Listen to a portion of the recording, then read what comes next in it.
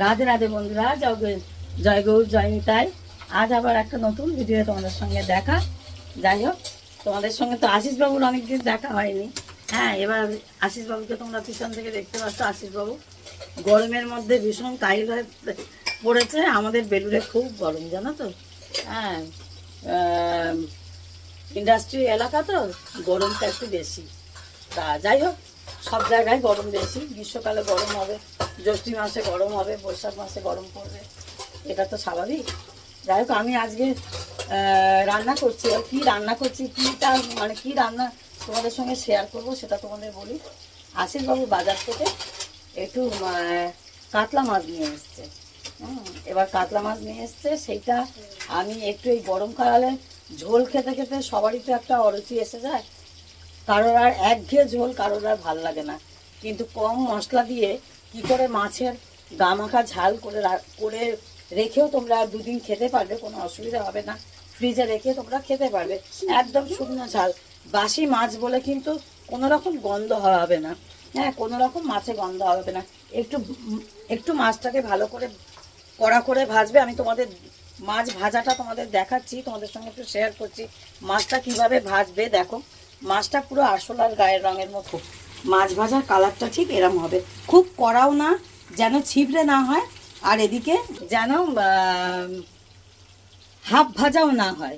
ঠিক সেইভাবেই তোমরা মাছটা ভাজবে। ভেজেই দেখো, আমি রান্নার খানিকটা এগিয়ে এসেছি, সাইডে আমি মাছ ভাজছি। আর মানে আর যে এক্সট্রা মাছটা ছিল সেই মাছটা ভাজছি। আর এখানে দেখো, আমি মাছের একদম শুকনো ঝাল করব বলে একদম পেঁয়াজ আর একদম কম মশলা দিয়েছি, নুন দিয়েছি। হাত দিও না কিছুতে।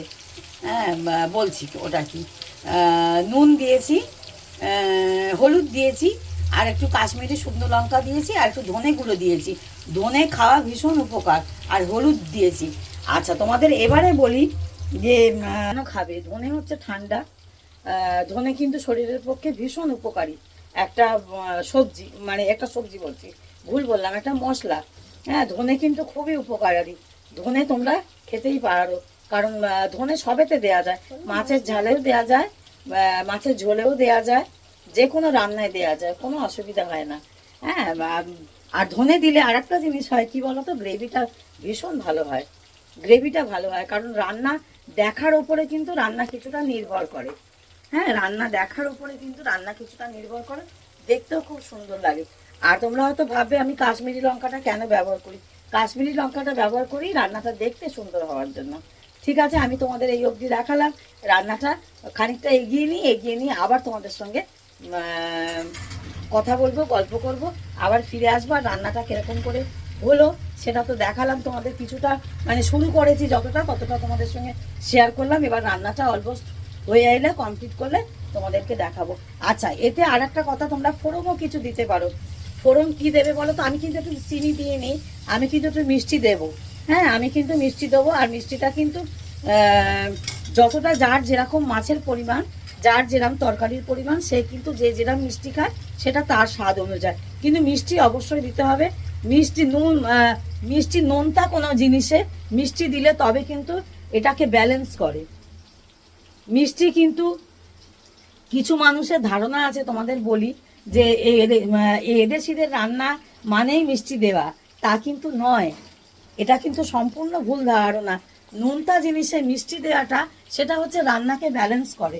তোমাদের সবসময় কিছু না কিছু আমি যখনই রান্নার ভিডিও দিই বা যে কোনো ভিডিও দিই, আমি কিন্তু কিছু না কিছু গুণাগুণ বা টিপস তোমাদের দিয়ে থাকি। এতে তোমরা অনেকে উপকৃত হবে। যারা জানো তারা তো জানোই, যারা জানো না বা নতুন যারা একদম বিগিনার, তাদের জন্য ভীষণ উপকার হবে। যারা নতুন সংসার করছো তাদের জন্য উপকার হবে। নোনতা জিনিসে মিষ্টি না দিলে নোনতা জিনিসের রান্নাটাকে ব্যালেন্স করে না। আবার মিষ্টি জাতীয় জিনিসে নুন না দিলে সেটা কিন্তু ব্যালেন্স করে না। এটা কিন্তু সবসময় মাথায় রাখবে। খাবারের ব্যালেন্স কিন্তু এইভাবেই আনে, খাবারের স্বাদ কিন্তু এইভাবেই বাড়ে। হ্যাঁ, মানে বাড়াতে হয়। এটা যারা রান্না করছো বহু বছর ধরে তারা হয়তো সকলেই জানো, যারা নতুন রান্না করছো আমি তাদের জন্য অবশ্যই বললাম, এটা রান্নাকে কিন্তু ব্যালেন্স করবে নুন আর মিষ্টি। যতই তুমি যত খুশি মশলা দেবে, অনেক মশলা দিলেই যে রান্না খেতে ভালো হয় এটা কিন্তু সম্পূর্ণ ভুল ধারণা। বেশি মশলা কিন্তু রান্নার স্বাদকে নষ্ট করে দেয়। কম মশলা দিয়ে রান্নাকে সুন্দর করে করতে গেলে সমস্ত মশলার ব্যালেন্সটাই কিন্তু বড় কথা। তোমরা মশলাকে জলে গুলেও দিতে পারো, আমি এর আগের ভিডিওয়ে অনেকবার দেখিয়েছি। রান্নার মশলা যাতে পুড়ে না যায়, জলে দিয়ে করলে কি হয়, গ্রেভিটা ভালো হয়। আর রান্নার গ্রেভিটা যদি ভালো হয় না, তাহলে রান্না দেখতেও খুব সুন্দর হয়। আর সব থেকে বড় কথা, পরিবেশন করতে ভালো সুবিধা হয়। রান্নার গ্রেভিটা ভালো হওয়াটা ভীষণভাবে দরকার। আর মশলাটা ফোলে, মশলাটা একটু বাড়ে। আর একটা কথা হচ্ছে, মশলা ধোয়া জলটা অবশ্যই রান্নায় দেবে। আর একটা কথা হচ্ছে, তোমরা শুকনো মশলা যদি কেউ দাও তাড়াহুড়ো করে, তাহলে কিন্তু অবশ্যই একটু জল তরতরা দিয়ে দেবে, তাহলে কিন্তু মশলাটা পুড়বে না, মশলাটা পোড়া পোড়া ভাব এসে যাবে না। এই হচ্ছে ব্যাপার। রান্নাটাকে একটু চটজলদি করতে হয়। যদি শুকনো মশলা দিয়ে যদি নাড়ো, অবশ্যই একটু জল তরতরা দিয়ে দেবে, দিয়ে নাড়তে থাকবে, তাহলে দেখবে রান্নাটাকে ব্যালেন্স করবে, মশলাটা পুড়বে না, অনেক সুবিধা হবে। তোমরা দেখতে থাকো, আবার আমি ফিরে আসছি। আর অবশ্যই তোমরা মনে রাখবে নুন আর মিষ্টির কথা। নুনটা রান্নায় কিন্তু কখনো মিষ্টি দিতে ভুলবে না। শুধু মিষ্টি পড়বে না মাছের ঝোলে, মাছের ঝালে এইগুলোই চিনি পড়ে না, এগুলো কোনো রকম মিষ্টি দেওয়ার দরকার পড়ে না। এগুলো সর্ষের একটা আলাদা স্বাদ আছে। আর ঝোল অবশ্যই গরমকালে যদি কাগজি লেবু দিয়ে খাও, তাহলে তো খুবই ভালো লাগবে। এটা আমি বললাম আমার কথা। এবার তোমরা তোমাদের নিজের স্বাদ অনুযায়ী খাবে। অবশ্যই তোমরা সঙ্গে থাকো, সাথে থাকো, আমি আবার ফিরে আসছি। এই দেখো বন্ধুরা, এবার আমি মাছগুলোকে দিয়ে দিয়েছি। এবার মাছগুলো ফুটতে শুরু করেছে। এটাকে তোমরা মাছের ঝাল বলতে পারো। আমি মাছের কালিয়া কেন বলছি না, যেহেতু আমি এখানে গরম মশলা ফোড়ন দিইনি। মাছের কালিয়ায় কিন্তু দিতে হয় তেজপাতা ফোড়ন দিতে হয়। আমি যেহেতু এখানে তেজপাতা গরম মশলা ফোড়নটা আমি দিইনি, এমনি পেঁয়াজ দিয়ে মশলা দিয়ে করছি। কারণ গরমকাল তো একটু হালকা করে খাওয়াটাই ভালো। তুমি বন্ধুদের কিছু বলবে? রাধে রাধে বলে দাও। আর ওই জন্য হালকা করে করছি বলে। আর একদম শুকনো শুকনো করবো, গামাখা করবো। কারণ এটা আমি একটু রেখে দেবো, কারণ মাছ বেশি আনলে তখন আমি এই প্রিপারেশনটা করে আমি রেখে দিই। কারণ মাছকে ভেজে যদি রেখে দিই, মাছে একটা গন্ধ ধরে যায়। যার জন্য এই শুকনো ভাবটা করে যদি রেখে দেওয়া যায় না, তাহলে মাছে কিন্তু কোনো গন্ধ হয় না। আর অবশ্যই কিন্তু মাছকে আলাদা করে যদি রাখো, গ্রেভি থেকে যদি আলাদা করে রাখো। আর এই মাছের ঝালটায় আমি কোনো গ্রেভি রাখবো না, যার জন্য মাছটাকে আলাদা করব না, একই জায়গায় রেখে দেবো।